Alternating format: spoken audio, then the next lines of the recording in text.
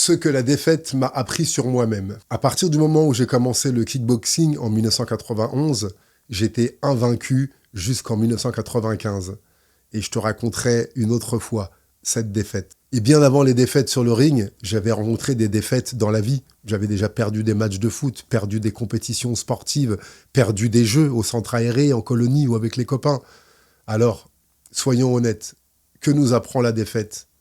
La défaite nous apprend qu'en nous, il y a de la jalousie. On en veut à celui qui a gagné. Il peut même avoir de la haine.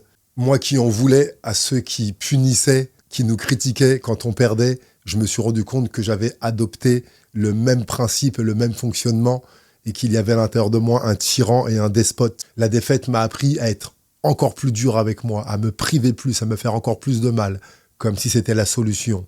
Et pour les côtés positifs, la défaite m'a appris l'humilité. On ne peut gagner que ce que l'on accepte de perdre. La défaite a développé ma force mentale. C'est facile de continuer quand tu gagnes. C'est plus difficile quand tu perds. J'ai appris à donner moins d'importance aux résultats et plus d'importance au processus. La défaite révèle aussi la nécessité d'ajustement.